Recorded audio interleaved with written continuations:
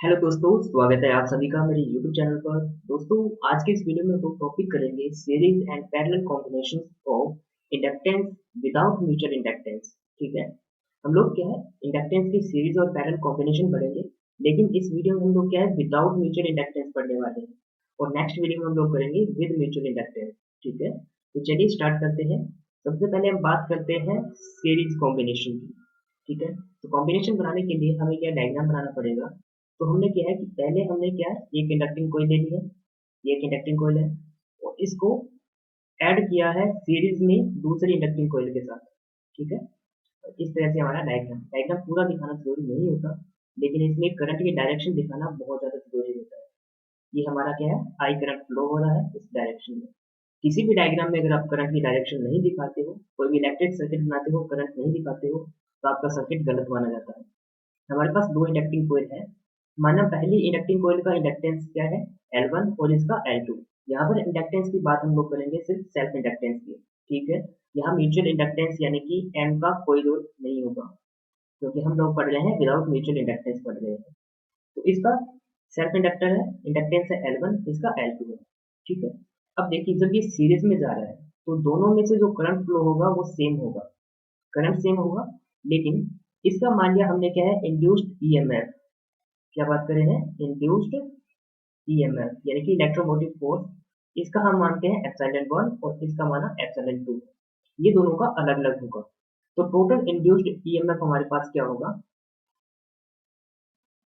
Total EMF जो आएगा जो यानी कि एप्सिलॉन होगा वो होगा एप्सिलॉन इक्विवेलेंट बोल देते हैं इसको।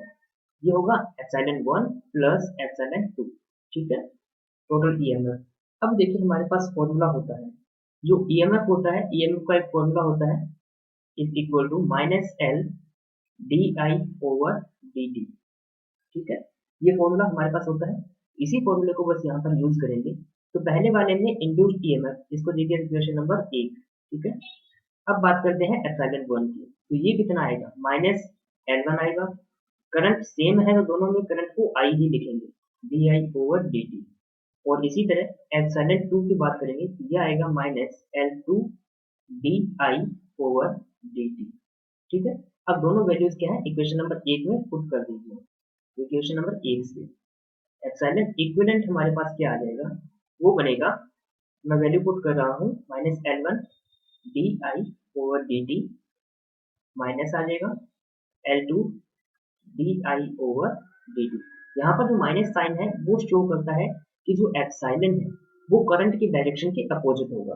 ठीक है, यानी कि करंट इस डायरेक्शन में फ्लो हो रहा है तो एप्सिलॉन जो होगा वो इस डायरेक्शन में होगा। तो इसमें भी डायरेक्शन जो है एप्सिलॉन की डायरेक्शन ये होगी। माइनस साइन सिर्फ डायरेक्शन को शो करता है यहाँ पर। अब देखिए यहाँ पर माइनस में कॉमन लेता हूँ तो हमारे पास क्या बनता है L1 plus L2 D I over D T. ठीक है, ये एप्सिलॉन इक्विवेलेंट चल रहा है। अब देखिए इस फॉर्मूले के साथ कंपैरिजन कीजिए। एक सेकेंड, इस फॉर्मूले के साथ हमें क्या करना है कंपैरिजन करना है। एप्सिलॉन एप्सिलॉन है, यहाँ पर एप्सिलॉन इक्विवेलेंट है, यहाँ पर माइनस साइन है माइनस है। एल है यहाँ पर कितना है L1 L2 D I over D T. अब एप्सिलॉन इक्विवेलेंट अगर मेरे को लिखना हो तो मैं कैसे लिखूंगा, एप्सिलॉन इक्विवेलेंट लिखेंगे तो माइनस एल इक्विवेलेंट हो जाएगा और D I over D T लिख सकते हैं। अब वैल्यू यहाँ पर पुट कर दीजिए, कौन से में, इस इक्वेशन में। नाम दे देते हैं हम लोग इक्वेशन नंबर 2। तो यहाँ पर लिखते हैं फ्रॉम इक्वेशन नंबर 2 से वैल्यू पुट करनी है तो minus L equivalent D I over D T is equal to, वहां पे हमारे पास L1 प्लस में था L2 और था D I over D T था। तो एल इक्विवेलेंट हमारे पास क्या आ जाएगा, ये डी आई से D I upon D T से कैंसिल हो गया, माइनस से माइनस कैंसिल हो जाता है, तो ये बनता है L1 प्लस L2। ठीक है, ये हमारे पास क्या है, हमारे पास टोटल इंडक्टेंस आया इसका। तो ये हमारे पास एन इक्विवेलेंट का फॉर्मूला आ गया। इसी तरह अगर हमारे पास क्या है एन कोइल हम ले लेते हैं, एन इंडक्टिंग कोइल को सीरीज में जो ऐड करते हैं कॉम्बिनेशन बनाते हैं तो हमारे पास एन इक्विवेलेंट क्या आ जाएगा, फिर वो बनेगा L1 plus L2 plus L3 dot dot dot L N. ठीक है, अगर एन लेते हैं तो हमारे पास एन इक्विवेलेंट सभी का ऐड कर देंगे। ठीक है, तो ये हम फॉर्मूला हमारे पास आता है। ये तो हुई बात सीरीज कॉम्बिनेशन की। अब बात करते हैं हम लोग कहते हैं पैरेलल कॉम्बिनेशन की। पैरेलल कॉम्बिनेशन की बात करें तो सबसे पहले डायग्राम बनाते हैं। ये करंट आ रहा है, अब क्या है यहाँ पर हमारे पास पैरेलल में जोड़ना है, ठीक है। एक कोयल जोड़ी और दूसरी इंडक्टिंग कोयल हम जोड़ते हैं ऐसे, ठीक है। और ये हुआ हमारा डायग्राम। करंट की डायरेक्शन दिखाना बहुत जरूरी है कि करंट जा रहा है, यहाँ पर करंट है आई, इसमें मान लिया करंट जा रहा है I1 और इसमें करंट जा रहा है I2, ठीक है। ये इसका सेल्फ इंडक्टेंस L1 दिया है, इसका है L2। ये हुआ हमारा डायग्राम कंप्लीट। अब बात करते हैं, देखो यहाँ पर क्या है, जो L1 है और L2 है, इन अब क्या होगा, जो इंड्यूस्ड ईएमएफ होगा हमारे पास, यानी कि एप्सिलॉन 1 इक्वल टू होगा एप्सिलॉन 2 के, क्योंकि पैरेलल में जोड़ा है तो इनका इंड्यूस्ड ईएमएफ इक्वल होता है, ठीक है। जैसे कि हम रेजिस्टेंस में करते हैं ठीक उसी तरह से होता है, लेकिन यहाँ पर टोटल जो करंट होगा वो कितना हो जाएगा, I1 प्लस I2 होगा, ठीक है। अब देखिए फॉर्मूला वही यूज करना है, कौन सा, एप्सिलॉन वाला, minus L D I over D T, इस फॉर्मूले को ध्यान में रखना है।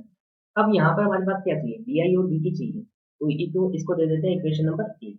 अब क्या करते हैं, इक्वेशन 1 का हम करते हैं डिफरेंशिएशन, तो क्या हो जाएगा, D I over D T is equal to होना चाहिए D I one over D T, इसका डिफरेंशिएशन किया है यानी कि मैंने आउटलाइन किया है, प्लस में क्या हो जाएगा D I two over D T, ठीक है। इक्वेशन नंबर 1 से आया, ये है फ्रॉम इक्वेशन 1 से, फ्रॉम इक्वेशन 1, ये हमारे पास आ गया। अब देखिए ये वाला फॉर्मूला है, अब इस फॉर्मूले को थोड़ा सा तोड़ दीजिए। इस फॉर्मूले से D I over D T की वैल्यू क्या आती है हमारे पास, ये वैल्यू बनेगी माइनस एप्सिलॉन ओवर एन, ठीक है, ये बनता है। अब इसको ध्यान में रखिए, इसको नाम दे देते हैं इक्वेशन नंबर 2। अब बात करते हैं सबसे पहले L1 की। अब L1 में क्या है, करंट है हमारे पास क्या, I1, D I one over D T, इस फॉर्मूले की बात कर रहा हूँ मैं, माइनस एप्सिलॉन, दोनों सेम है, एक बार एप्सिलॉन 1 ही लिखते हैं, ओवर क्या हो जाएगा L1 हो जाएगा, ठीक है। अब देखिए एप्सिलॉन 1 है, इसको क्या लिख सकते हैं, माइनस एप्सिलॉन लिख सकता हूँ, ये दोनों इक्वल है तो मैं एप्सिलॉन ही लिख देता हूँ यहाँ पर, ओवर L1 हो गया। इसी तरह D I two over D T क्या होगा, माइनस एप्सिलॉन 2, इस फॉर्मूले से आएगा, ठीक है, ये मेन फॉर्मूला है, ओवर L2 हो जाएगा, इसको लिख सकते हैं माइनस एप्सिलॉन ओवर L2।